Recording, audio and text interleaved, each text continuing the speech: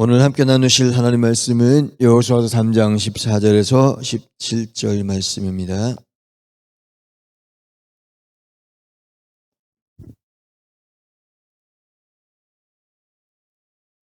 여호수아서 3장 14절에서 17절 말씀 함께 봉독하겠습니다. 백성이 요단을 건너려고 자기들의 장막을 떠날 때에 제사장들은 언약궤를 메고 백성 앞에서 나아가니라. 요단이 곡식 거두는 시기에는 항상 언덕에 넘쳤더라. 궤를 맨 자들이 요단에 이르러 궤를 맨 제사장들이 발을 물가에 잠기자 곧 위에서부터 흘러내리던 물이 그쳐서 사단에 가까운 매우 멀리 있는 아담성읍 변두리에 일어나 한 곳에 쌓이고 아라바의 바다 여메로 향하여 흘러가는 물은 온전히 끊어짐에 백성이 여리고 앞으로 바로 건널세 여호와의 언약궤를 맨 제사장들은 요단 가운데 마른 땅에 굳게 섰고 그 모든 백성이 요단을 건너기를 마칠 때까지 모든 이스라엘은 그 마른 땅으로 건너갔더라. 아멘. 목사님 나오셔서 말씀 선포하실 때 그 은혜의 시간 되시기 바라겠습니다. 할렐루야. 주님 앞에 영광 올려드리겠습니다. 하나님 영광 받으세요. 우리 앞뒤좌우 축복합니다. 축복합니다. 건강하세요. 사랑합니다. 할렐루야. 또 우리 영상 예배하는 모든 분들 격려해 주시겠습니다. 힘을 내세요.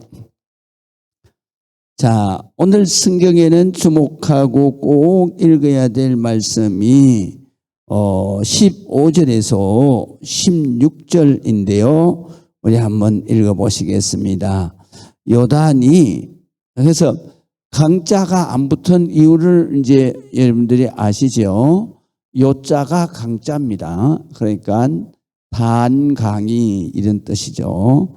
그래서 요단이 곡식이 거둘 시기에는 여기에서는 곡식 거둘 시기가 그러니까 우리가 생각하기에 벼는 가을이지만 그러나 여기에서 곡식은 밀보리예요. 그래서 밀보리가 어느 때 거두느냐 하면 음력으로 4월, 5월이에요. 그러니까 4월, 5월이니까 지금으로 말할 것 같으면 그러니까 6월, 7월 사이에 그러니까 온대성 지방 그러니까 적도에서부터 북위로 앉아 있는 그 사는 그 온대성 지방에는 주로 장마와 여름이 그러니까 태양력으로 말할 것 같으면 바로 7월, 8월의 장마와 그리고 여름이 오잖아요. 그러니까 여기에도 이스라엘도 위도가 우리와 거진 같은 지역에 있는 그러한 나라예요. 그러니까 거기에도 역시 여름은 바로 7월, 8월이 여름이고 그리고 거기에 장마는 6월서부터 7월 사이에 있다. 그래서 그 사이에는 곡식 바로 맥주 그러니까 보리와 밀을 거두는 시기다. 그래서 곡식을 거두는 시기에는 항상 언덕에 넘치더라. 뭐가? 물이. 강물이 언덕에 넘치더라. 그래서 언약궤를 맨 자들이 제사장들이죠. 요단에 이르러 요단강에 이르러 언약궤를 맨 제사장들의 발이 물에 잠기자 그랬어요. 물에 잠기자 그 옷 위로부터 흘러내리는 물이 거쳐서 딱 수dom이 됐다. 그래서 다른 성경에는 이렇게 기록되어 있어요. 어떻게 기록되어 있냐면 15절에는요. 그들이 요단강에 도착했을 때는 마침 추수 때가 되어서 강물이 강둑까지 넘쳐 흐르고 있었다. 그렇게 기록되어 있고요. 그 다음에 현대인의 성경에 보니까 또 16절은요. 곧 위에서부터 흘러지는 물이라는 말은 갑자기, 곧이라고 번역한 것은 갑자기라는 뜻이에요. 그래서 갑자기 위에서 흐르던 물이 멈춰서 멀리 사르단 근처에 있는 아담성에까지 뚝을 이루었다. 이렇게 기록되어 있어요. 그러니까 이 말씀이 16절을 잘 보면 곧 갑자기 위에서부터 흘러내리던 물이 딱 그치면서 사르단에 가까운 아주 멀리 있는 아담성, 저기 멀리 아담성에 있는 그러한 아담성을 성읍 변두리에 일어나 한 곳에 쌓였다. 그리고 아라바 남쪽을 말해요. 북쪽으로는 아담성 변두리까지 다 쌓이고 그 다음에 아라바 남쪽으로는 바로 아라바, 지금으로 말할 것 같으면 사우디아라비아 반도에 있는 그 곳까지 거기에서 바다 염해, 사해가 그쪽으로 연결되어 있는데 여기 염해는 바다 염해는 지금 사해를 말해요. 소금 바다다 그런 말이죠. 향하여 흘러가는 물이 온전히 딱 끊어졌다. 그래서 백성이 여리고 앞으로 바로 건너갔다. 그렇게 기록되어 있는 거예요. 그러니까 이게 평소 때는 요단강이 그러니까 여기 우리 오산 요 앞에 있는 4가 정도밖에는 안 되는 거예요. 그러나 이 장마철 우기철에는 거기에 비가 막 어마어마하게 와가지고 그래가지고 그 뚝이 넘치도록 그렇게 쌓이고 그 물을 어떻게 쌓였냐면 북쪽에 있는 그쪽으로 다 쌓이게 됐다. 그리고 남쪽으로는 사해까지 전부 다 강물이 쫙 끊어졌다. 이게 사실은 있을 수가 없잖아요. 어떻게 있을 수 있어요? 그러니까 우리가 성경에 보게 되면 구약에는요 2가지 사건이 절대로 있을 수가 없어요. 2가지 사건이라고 하는 것은 노아 시대 때의 사건이나 이런 사건들은 그런 사건들은 문명이 발달된 시기가 아니기 때문에 그 사건들은 우리가 정확하게 알 수 없지만 그러나 이 홍해가 갈라지고 그 다음에 이 또 뭡니까 홍해가 갈라지고 요단강이 갈라진 것은 문명 시대에 일어났기 때문에 이거는 확실하게 기록이 된 사건이에요. 그래서 문명 시대 이전 시대를 우리가 뭐라 그러냐면 글자가 기록하는 글자가 발명되기 전을 바로 문명 이전 시대라고 그래요. 그러니까 기록이 구전으로밖에는 안 되는 시대다 이 말이죠. 그러나 출애굽기에서부터 시작을 해서 그래서 이 여호수아서까지는요. 그때는 이미 애굽에서 애굽의 상형 문자가 다 기록이 되어 있고 이스라엘도 그러한 글을 만들었던 거예요. 그러니까 이것은 정확하게 글자로 기록을 한 시대이기 때문에 이게 뭐 문명 시대라 그러는 거예요. 그래서 우리나라도 문명 시대는 언제부터 시작이 되느냐 하면 한문이 그러니까 우리나라에 들어와서 이두라 그러죠. 이두가 접목될 때가 바로 삼국시대예요. 그래서 우리의 역사는 문명에 기록된 역사는 뭐냐면 삼국시대 때부터 역사가 기록되는 거예요. 그러면 삼국시대 때부터 역사가 기록되는데 그 역사를 기록한 책들이 모여 있는 게 바로 삼국사기, 삼국유사 그 외에도 무슨 여러 가지 책들이 역사책들이 있어요. 그런데 삼국사기나 삼국유사는 어느 때냐? 바로 고려시대 때예요. 글자가 있었다. 그래도 역사를 정확하게 기록한 것은 바로 고려시대 때부터 시작이 돼요.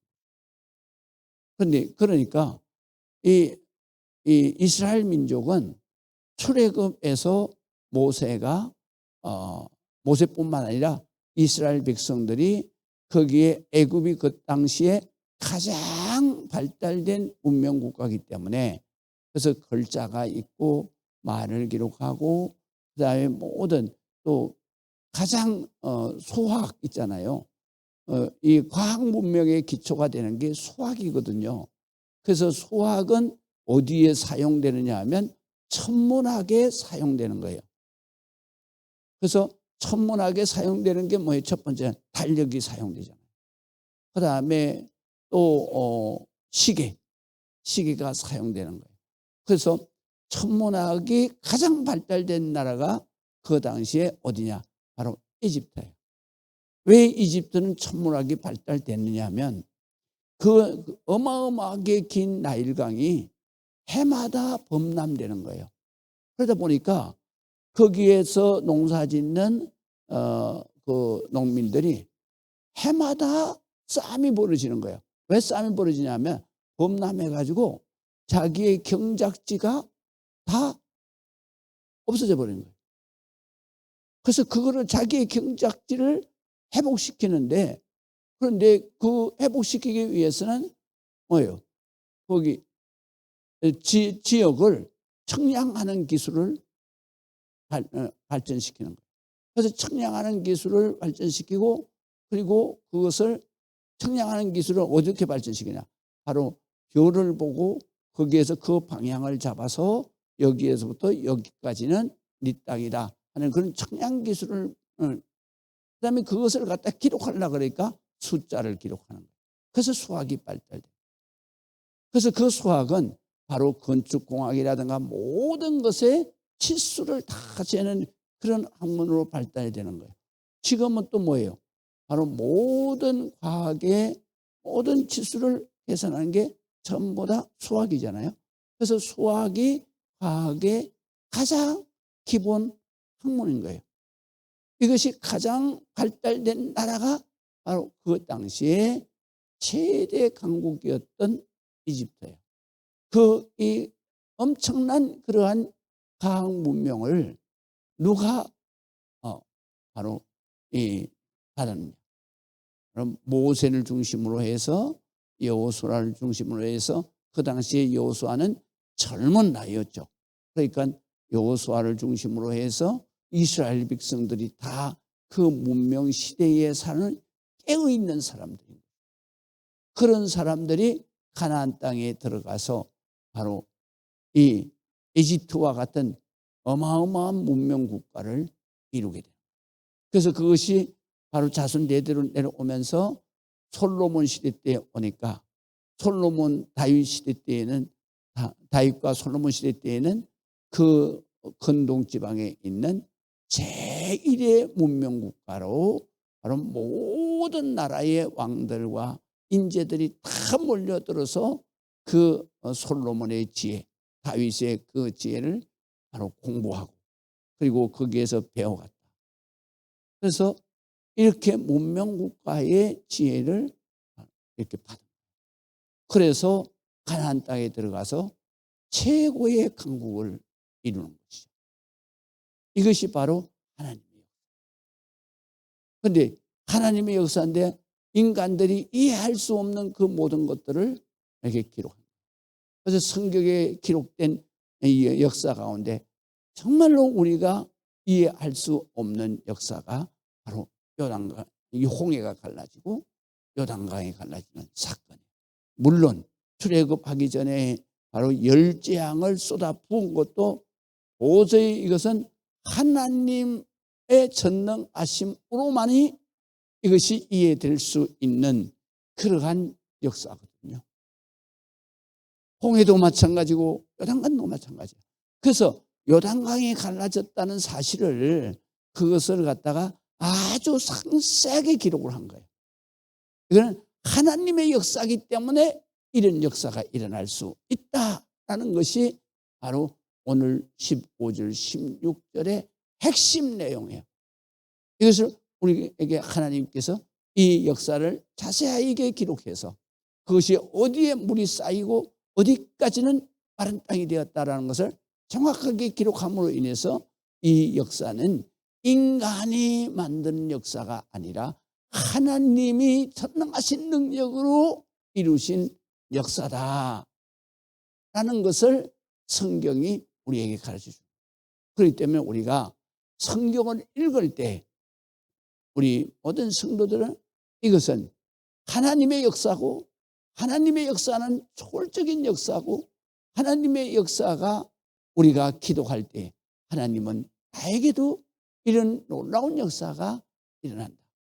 그래서 인간은 모든 것을 상식적으로 이해하려고 하지만, 그러나 성경은 인간의 상식을 뛰어넘은 비상식적인 그러한 역사로 기록되어지는 것이다. 그래서 우리가 인간이 그러면 상식적으로 이해되는 것만 우리가 나타나는 거냐? 아니다 이거예요. 네, 비상식적, 초월적인 역사가 더 많이 나타납니다. 그렇기 때문에 우리가 이 성경을 읽을 때에는 바로 하나님은 이런 기적의 역사를 일으키는 인간의 능력을 초월한 전능하신 하나님, 그 하나님이 이 세상을 만드셨고 그 하나님이 우리를 이 땅 위에 보내셨고 우리는 그 하나님의 말씀을 따라 믿을 때, 그런데 우리 힘으로 감당할 수 없는 모든 일들을 하나님 앞에 기도하며 하나님께서 우리의 감당할 수 없는 모든 일들을 아버지께서 다 해결해 주시는 것이다.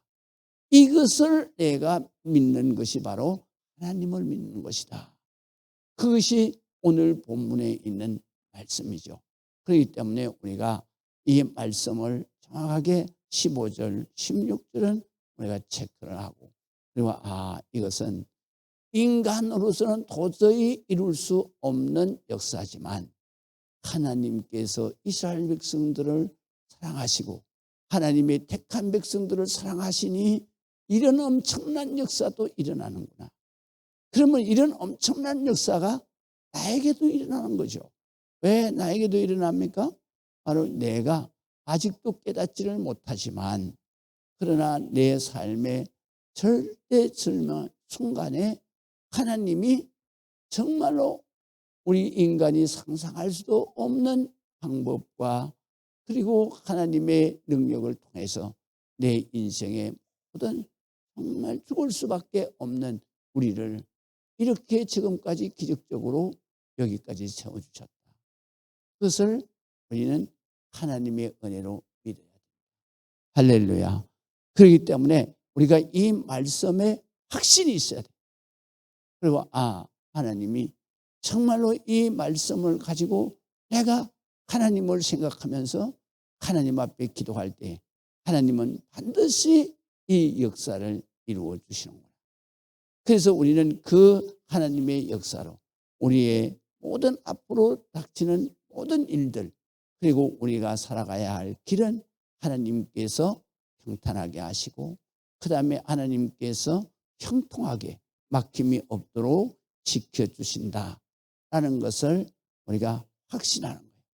그러므로 성경의 말씀대로 우리가 새벽기도 해야 되겠구나, 그리고 주일 성수해야 되겠구나, 그 축복의 자리에는 내가 가야 되겠구나, 그래서 거기에서 하나님의 말씀대로 기도해야 되겠고, 내가 걱정하고 염려하고 근심하는 것이 아니라 바로 하나님께서 우리가 기도할 때에 감사함으로 하나님 앞에 기도하고 간구할 때에 하나님은 이 모든 것을 해결해 주시는구나. 하나님의 말씀을 그대로 믿고 우리가 예배에 열심히 할 때 하나님은 이 모든 문제를 홍해가 갈라지듯이 요단강이 갈라지듯이 우리가 이해할 수도 없고 상상할 수도 없는 그런 엄청난 능력으로 내 앞길의 모든 문제를 해결해 주시고 내 모든 것들을 주님께서 형통하게 하신다라는 것을 믿는 것이 바로 우리의 신앙입니다. 그래서 오늘도 이런 은혜가 여러분들에게 있기를 주의 이름으로 축복합니다. 기도하겠습니다. 아버지 하나님의 은혜를 감사합니다. 주님 영광 받으시고 아버지 크신 은혜와 축복을 허락해 주옵소서. 아버지 하나님은 전능하신 내 아버지입니다. 아버지 하나님께서 하시면 어떤 일이라도 다 하실 수 있습니다. 예수님은 나의 살려주시는 주님이십니다. 하나님이십니다. 주님께서 하시면 모든 일이 다 해결이 됩니다. 아버지 하나님, 이 믿음 가지고 오늘도 승리하며 아버지 하나님의 축복에게 나아갈 수 있도록 인도해 주시옵소서. 예수 그리스도의 이름으로 기도합니다. 아멘.